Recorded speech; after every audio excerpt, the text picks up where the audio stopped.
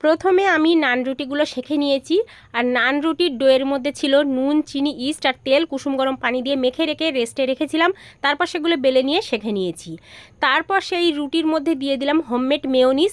মেয়োনিজের রেসিপিটা ফুল রেসিপিতে দেওয়া আছে, তোমরা অবশ্যই দেখে নিও। তারপর দিয়ে দিলাম চিকেনের পুর, ক্যাপসিকাম, টমেটো আর দিয়ে দিলাম শসা। তারপর আবার উপর থেকে দিয়ে দিলাম মেয়োনিজ। তৈরি হয়ে গেল আমাদের চিকেন শর্মা রেসিপি। রেসিপিটা কেমন লাগলো অবশ্যই কমেন্টে জানিও। ভালো লাগলে লাইক কমেন্ট শেয়ার করে দিও। আর ফুল রেসিপি আমি অলরেডি আপলোড করে দিয়েছি।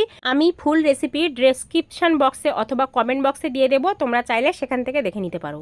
তো তৈরি হয়ে গেল আমাদের হোমমেড চিকেন শর্মা। কেমন লাগলো অবশ্যই কমেন্টে জানিও। আর তোমরা কি বাড়িতে বানিয়ে নিজের হাতে এই হোমমেড চিকেন শর্মা খেয়েছো? যদি না খেয়ে থাকো আমার এই রেসিপি থেকে অবশ্যই তোমরা ট্রাই করো। আর ট্রাই করার পর কেমন লাগলো অবশ্যই কমেন্টে জানিও। তাহলে আর নামি দামি রেস্টুরেন্ট থেকে কিনে খেতে হবে না, বাড়িতেই তৈরি করতে পারবে এই হোমমেড চিকেন শর্মা। আল্লাহ হাফেজ।